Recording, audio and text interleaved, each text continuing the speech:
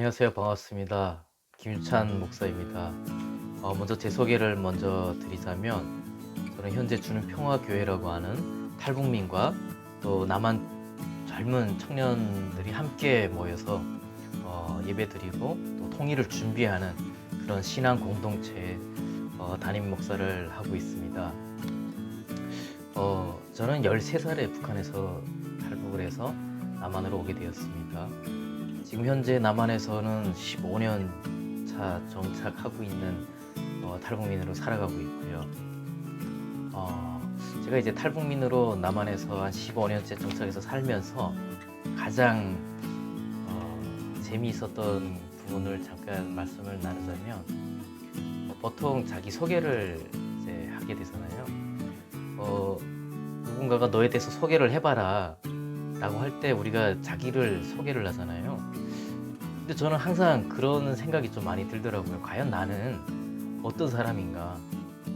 나를 어떻게 소개해야 되지? 나를 어떤 사람이라고 소개할 수 있지?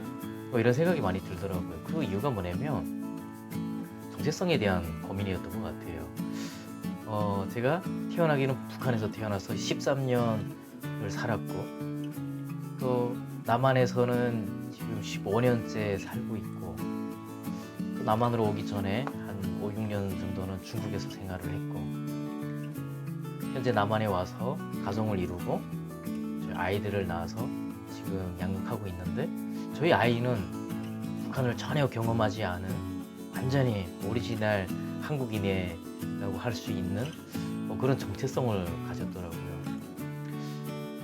그런 가족의 형태가 굉장히 복합적이다라는 생각을 하게 되고, 또 그런 안에서 저는 과연 저를 어떻게 정의할 수 있을까 라는 고민이 좀 많이 있었던 것 같아요.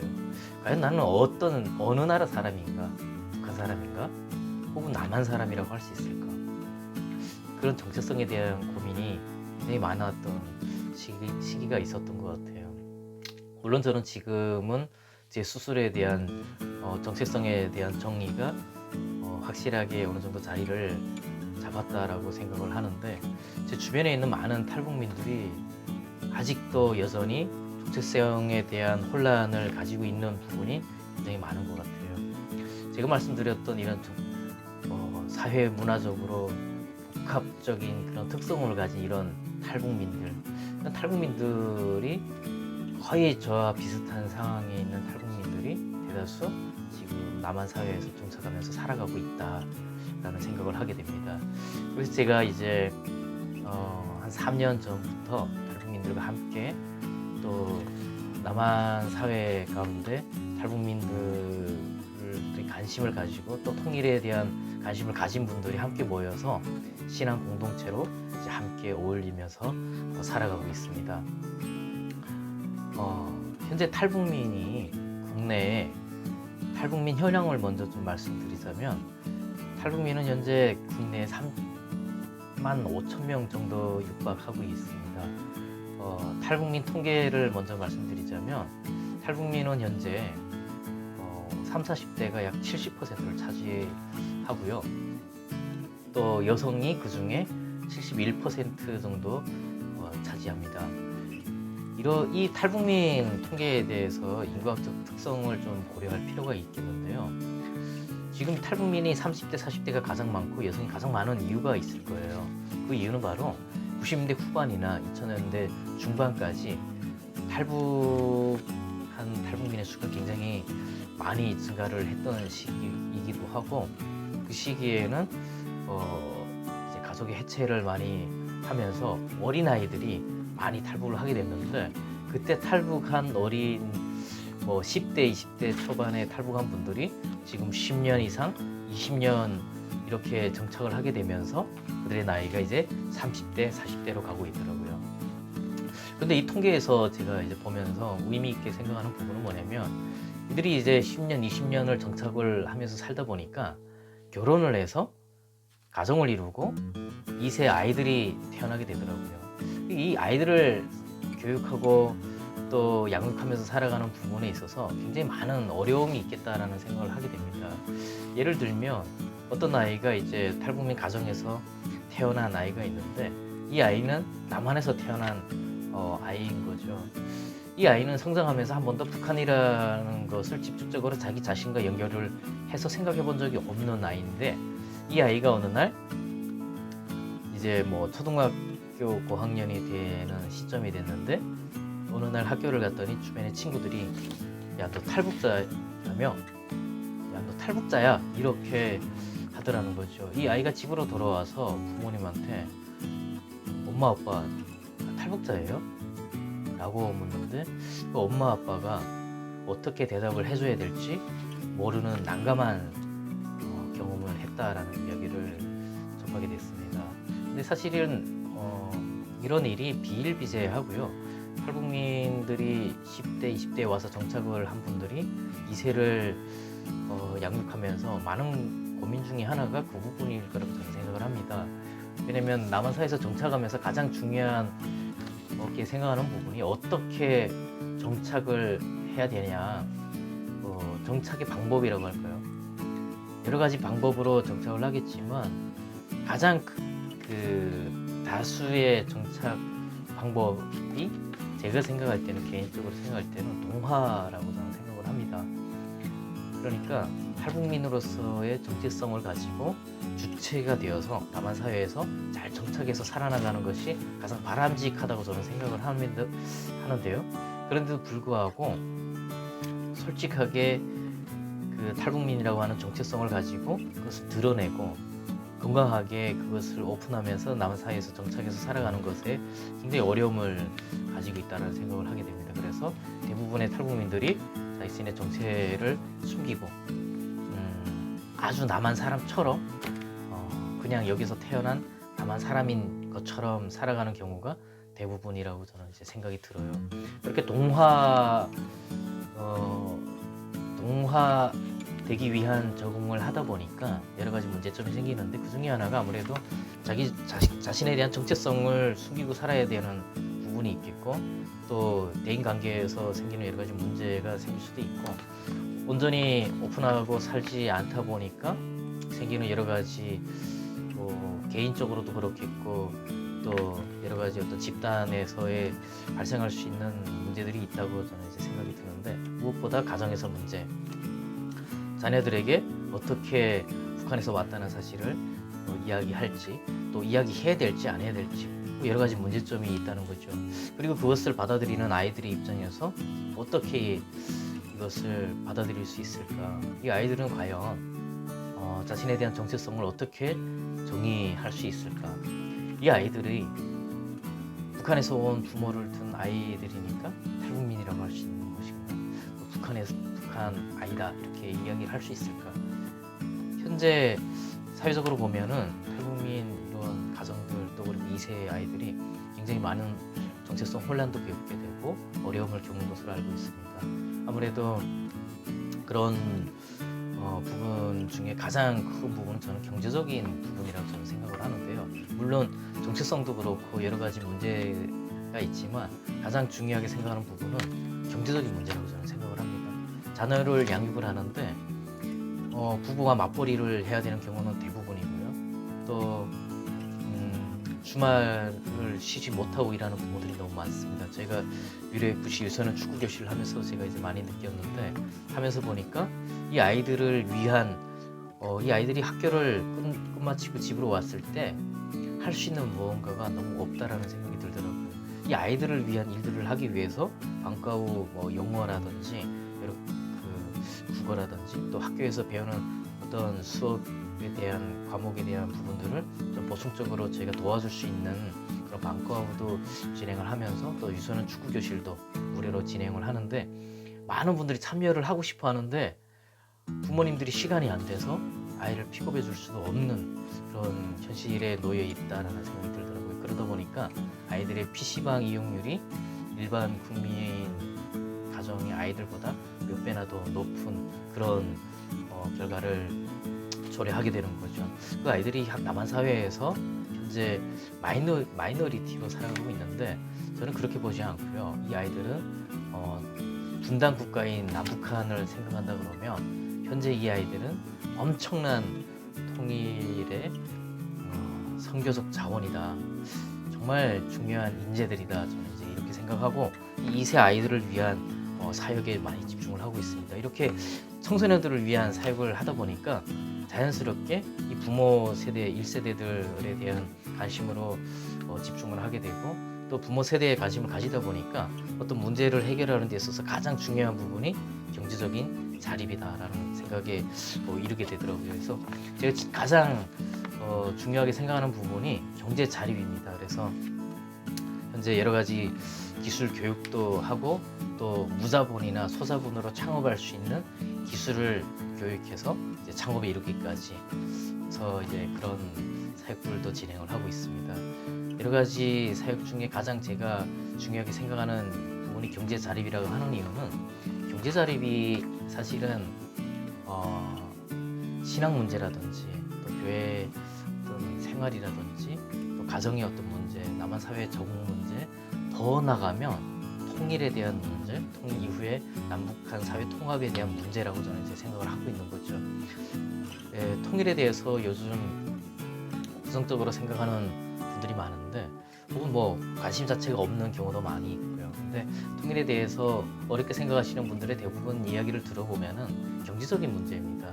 남북한 경제적 차이가 굉장히 크기 때문에 그 갭을 채워가는 데는 굉장히 시간이 많이 필요하지 않겠느냐 하는 생각을 하고 계신 거죠. 그리고 실제로 탈북민들이 3만 명 넘게 남한에 와서 정착하고 있는데, 여전히 탈북민은 도움을 받아야 되는 대상, 수혜자로서 존재하다 보니까 부담이 가중되고, 남한 사회 국민들의 입장에서는 통일에 대해서도 부담과 또 어떤 긍정적인 요소보다는 좀 부정적인 요소가 크지 않겠나라는 생각이 들더라고요. 그래서 어쩌면 지금 3만 5천 명의 탈북민들이 해야 될 역할이기도 하고, 또 이뤄내야 되는, 성공해내야 되는 부분이라고 생각하는 부분이, 저는 경제적으로 자립을 이뤄내야 된다라고 생각을 하는 거죠.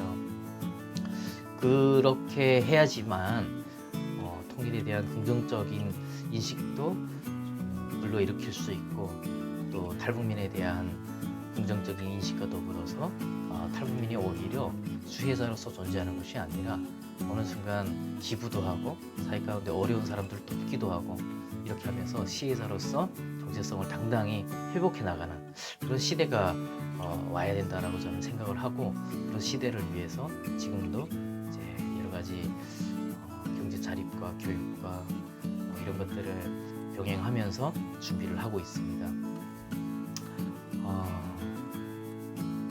그리고 이제 제가 가장 중요하게 생각하는 부분이 또 한 가지는, 현재 과연 통일을 우리가 이야기하고 또 탈북민과 함께 해야 되는 부분이 과연 필요한가라는 그런 생각을 하게 되는 것 같아요. 근데 저는 개인적으로 그런 생각을 합니다. 현재 북한이 남한 문화에 대한 동경이 굉장히 큰 것으로 알고 있습니다. 북한의 한국 드라마라든지 또 K-팝이라든지 또 한국의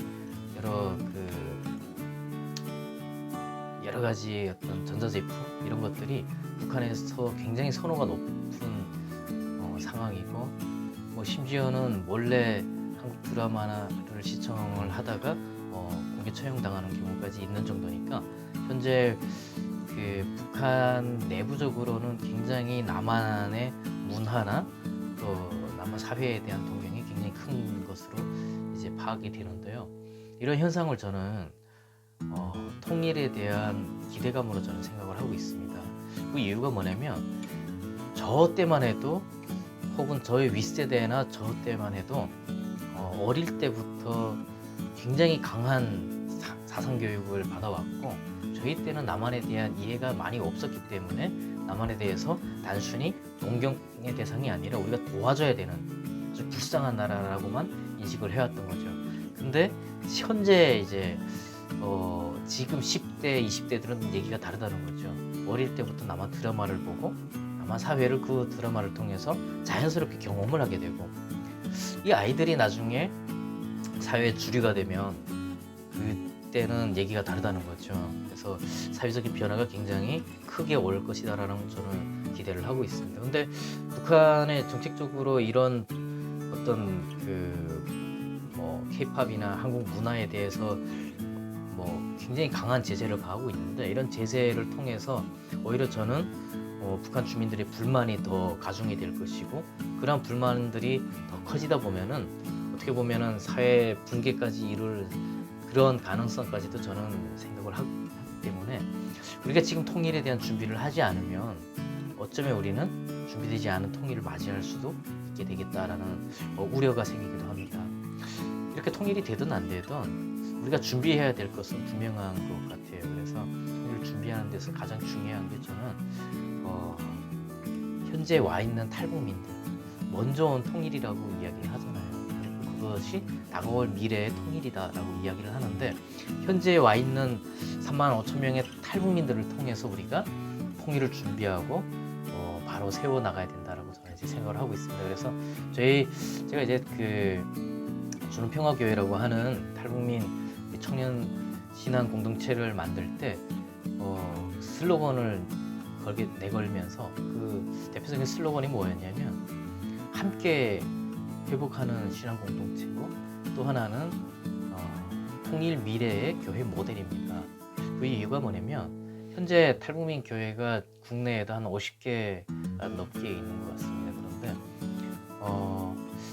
보통은 이제 탈북민들이 주축으로 대부분 이제 있거나, 또 대형 교회에서 어떤 하나의 부서처럼 이렇게 탈북민 교회가 형성되는 경우가 대부분인 것 같습니다. 그런데 무엇보다 제가 생각할 때는 남북한 우리 주민이 함께하는 노력들이 굉장히 많이 필요하다고 생각을 합니다.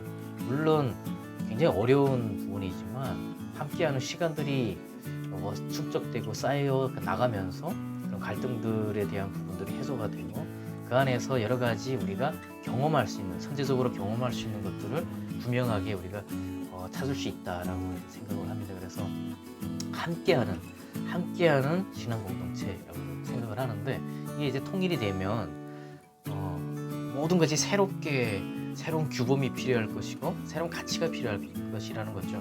지금은 남한은 남한대로, 북한은 북한대로 서로 다른 이념과 체질을 가지고 살아가고 있는데, 만약 통일이 됐다고 할 때는 남북한이 하나가 된다라고 할 때는 새로운 이념, 또 새로운 규범, 새로운 가치가 분명히 필요하게 될 텐데, 그때 저는 진정한 어떤 국가적인 가치, 그리고 국민의 가치는 신앙의 중심이 되는 가치가 되어야 된다고 생각을 하는 거죠. 우리가 항상 북한 선교를 이야기할 때 복음 통일을 이야기하는데, 그 부분이 가장 중요하다고 이야기를 하는데, 바로 그게 저는 이제 십자가 가치라고 저는 생각을 합니다.